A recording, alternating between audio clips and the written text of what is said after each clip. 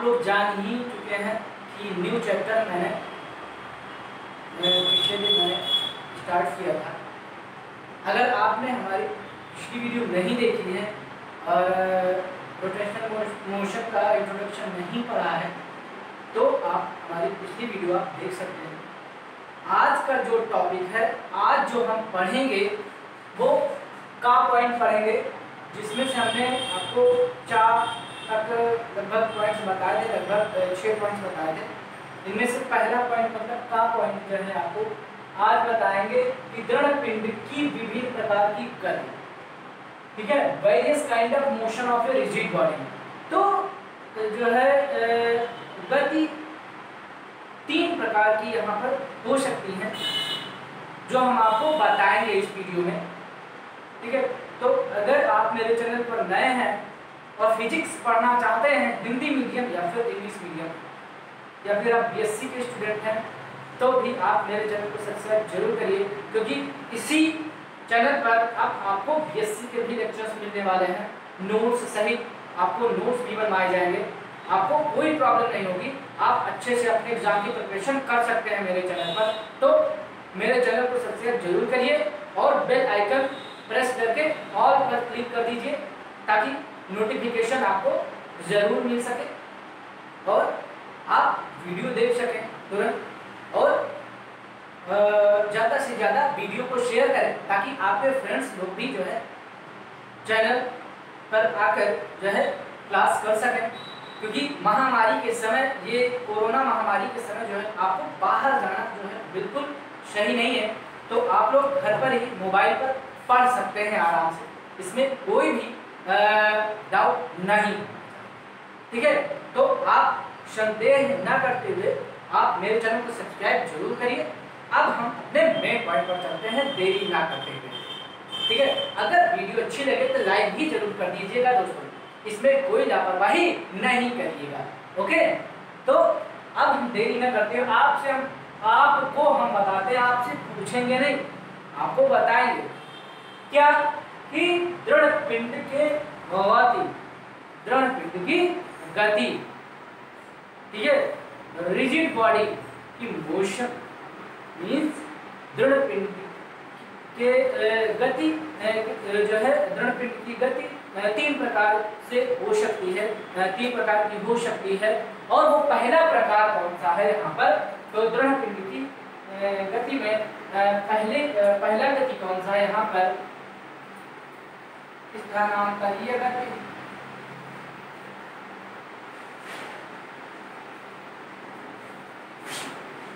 इसका नाम करिए गति, जिसको हम ट्रांसलेशनल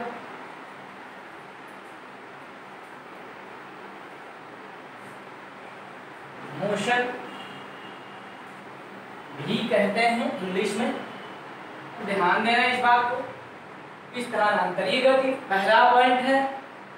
दूसरा क्या, रोटेशनल मोशन, जिसे हम घूर्णन गति कहते हैं। तो दूसरी गति कौन सी हुई,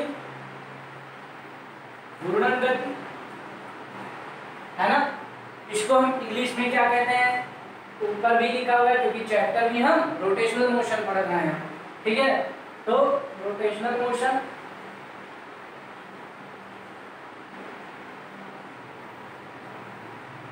एक बताओ, आपको इस चैप्टर में केवल और केवल घूर्णन गति ही पढ़ने को मिलेगा।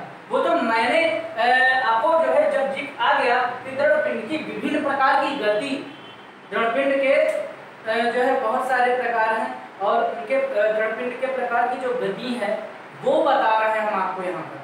तो इसलिए आपको सारी गतियों यहाँ पे 3 गति हो सकती हैं, तो तीनों गति को मैं आपको जरूर बताऊंगा।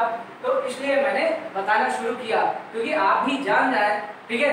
तो या इस चैप्टर में सिर्फ और सिर्फ घूर्णन गति ही हम लोग पढ़ेंगे, स्थानांतरीय गति ट्रांसलेशनल मोशन नहीं पढ़ेंगे, केवल और केवल रोटेशनल मोशन पढ़ेंगे और इससे रिलेटेड सारी भौतिक राशियों के नाम जानेंगे और रेखीय भौतिक राशियों से इनकी तुलना भी करेंगे, ठीक है। तो ध्यान दीजिए, घूर्णन गति दूसरा हो गया और तीसरा जो है वो संयुक्त स्थानांतरीय तथा घूर्णन गति। संयुक्त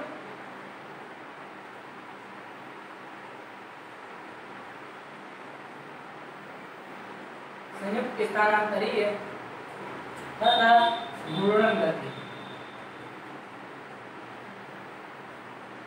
क्या? संयुक्त स्थानांतरीय तथा घूर्णन गति। इसको हम इंग्लिश में क्या कहते हैं? कंबाइंड। इंग्लिश भी आपको जानना जरूरी है क्योंकि आप हिंदी मीडियम के स्टूडेंट हैं। तो combined translational and rotational motion.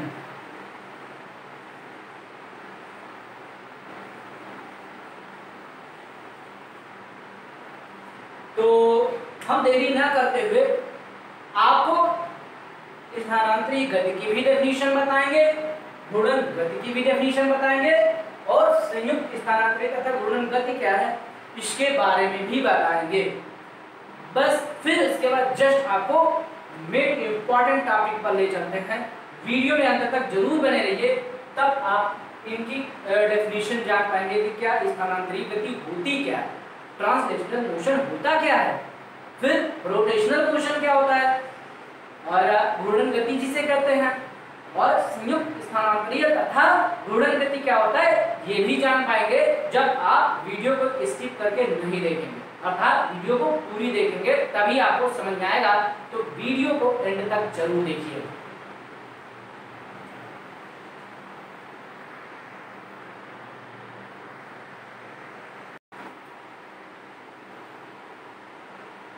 अब हम आपको देरी न करते हुए हम स्थानांतरित गति बता रहे हैं, बहुत ही इंपॉर्टेंट है। ट्रांसलेशनल मोशन क्या होता है ये भी जान लेते हैं कि जब कोई पिंड इस प्रकार गति करता है कि किसी क्षण पिंड के सभी कण समान वेग से गतिमान हो। बहुत ही इंपॉर्टेंट पॉइंट है, ध्यान देना। क्या स्थानांतरित गति में क्या ध्यान देना है? समान गति, समान वेग। ओके, तो क्या कहा गया फिर से ध्यान से सुनिए। जब कोई पिंड इस प्रकार गति करता, इस प्रकार मोशन करता है कि किसी क्षण, एनी इंस्टेंट, किसी क्षण पिंड के बॉडी के सभी कण और पार्टिकल्स समान वेग से, इक्वल वेलोसिटी से गतिमान हो तो इस गति को स्थानांतरीय गति, ट्रांसलेशनल मोशन कहते हैं, जो कि बहुत ही इंपॉर्टेंट है आपको जानना। और जो क्षैतिज सड़क पर जो वाहन चलते हैं वो स्थानांतरित गति में ही चलते हैं, ये भी आप जान लीजिए, बहुत ही इंपॉर्टेंट है। और ये जो है आपके सिलेबस में नहीं है, बस आपको यहीं तक पढ़ना है और यहीं तक जानना है इस चैप्टर में। तो क्या कहा मैंने कि जब कोई पिंड इस प्रकार, ये फिगर आप देख रहे होंगे, जब कोई पिंड इस प्रकार गति करता है कि किसी क्षण पिंड के सभी कण समान वेग से गतिमान हो तो इस गति को हम स्थानांतरित गति, ट्रांसलेशनल मोशन कहते हैं। आई होप कि आपको समझ में आ गया होगा। अब ध्यान दीजिए यहाँ पर फिगर में कि क्या कहा गया कि जब कोई पिंड इस प्रकार गति करता है, क्या इस प्रकार गति करता है कि किसी क्षण, एनी इंस्टेंट, पिंड के सभी कण, मतलब 1, 2 and 3 ऑल पार्टिकल्स, सभी कण एक समान वेग से, देख लीजिए आप, पहला कण जो है वो भी v वेक्टर वेग से जा रहा है, दूसरा कण जो है वो भी v वेक्टर वेग से गति कर रहा है, और तीसरा कण जो है वो भी v वेक्टर वेग से गति कर रहा है। मतलब क्या कि पहला कण जो है वो भी 1 मीटर पर सेकंड के वेग से गति कर रहा है, वैसे ही सिमिलरली दूसरा कण और तीसरा कण उसी प्रकार से गति कर रहा है समान वेग से। मतलब जैसे 1 मीटर पर सेकंड के वेग से अगर पहला कण अगर गति कर रहा है तो दूसरा कण और तीसरा कण भी 1 ही मीटर पर सेकंड के वेग से गति करेगा। ठीक है, तो ये स्थानांतरित गति हुआ यहाँ पर, और इसके जो है कुछ इंपॉर्टेंट पॉइंट हैं वो भी हम आपको बताते हैं। क्या स्थानांतरीय गति में, ध्यान से सुनिएगा, बहुत ही इंपॉर्टेंट है, आपको याद करने की जरूरत नहीं, ध्यान से सुनने की जरूरत है और समझने की जरूरत है। तो ध्यान से सुनिएगा और आप नोट्स जरूर बना लीजिएगा, इसीलिए मैंने राइट भी कर दिया है कि आप नोट्स भी बनाते चले साथ में, ठीक है। तो पहला पॉइंट क्या कहा गया है, ध्यान से सुनिएगा, सभी कणों के, ये सारे कण जो हैं सभी कणों के रेखीय विस्थापन तथा रेखीय वेग समान होते हैं। बहुत ही इंपॉर्टेंट है ये पॉइंट्स जानना आपको। क्यों? क्योंकि ये आपके आज 12th क्लास में तो फिजिक्स के 11th क्लास में तो जरूर आएगा, ऐसे नॉर्मली पूछ लिया जाएगा या ऑब्जेक्टिव टाइप में पूछ लिया जाएगा, वैसे आपका जो है लॉन्ग में नहीं आएगा ये, लेकिन ये आपको आगे मान लीजिए आप कंपटीशन में बैठ जाते हैं या फिर 12th करने के बाद एयर फोर्स का पेपर देते हैं फिजिक्स, उसमें थ्योरेटिकल टाइप का अगर एक ऑब्जेक्टिव ना आया तो आप पक्का ये कह देना कि सर ने जो कहा नहीं आया, ये आप नहीं कह पाएंगे। इसीलिए मैं आपसे कहता हूं कि जो मैं कह रहा हूं वो ध्यान से सुनिए, कोई जरूरी ही नहीं है कि ये क्वेश्चन आ ही जाए, लेकिन इंपॉर्टेंट है कंपटीशन बेस्ड। अदर कंपटीशन में भी जो है फिजिक्स आती है, केमिस्ट्री भी आती है, बायो भी आती है, तो फिजिक्स के जो है क्वेश्चन थ्योरेटिकल 100% एक या दो क्वेश्चन ऑब्जेक्टिव टाइप के पूछ लिए जाते हैं और न्यूमेरिकल भी आते हैं, ठीक है। तो इसलिए ट्रांसलेशनल मोशन से एक ना एक क्वेश्चन तो ऑब्जेक्टिव कंपटीशन में आना ही आना है, हमेशा याद रखना।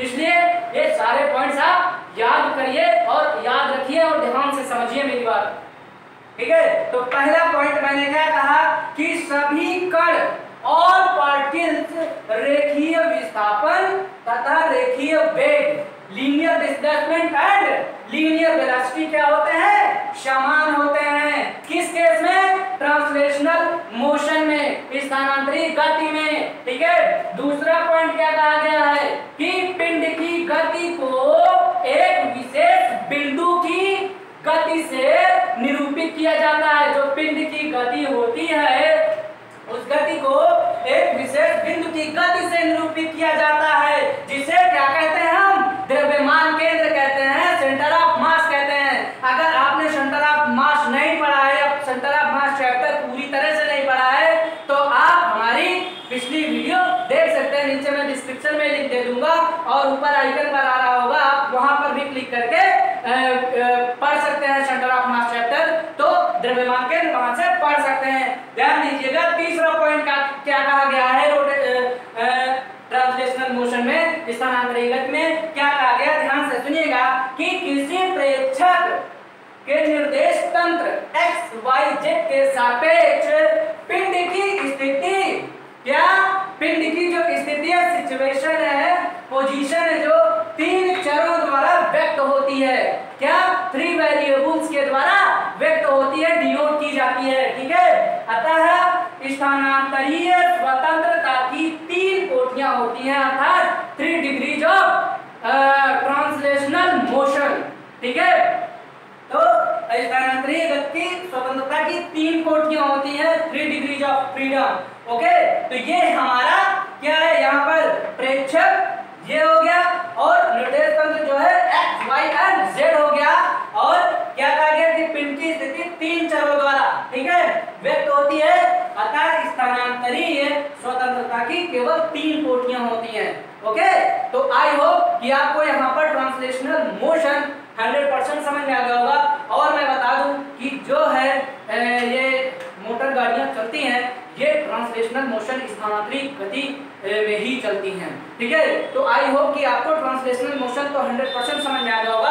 अब ये आप नोट्स जरूर बनाते चलिए, ठीक है। और अब हम आपको रोटेशनल मोशन के बारे में बताते हैं, वीडियो को अंत तक जरूर देखिए तभी आपको समझ में आएगा।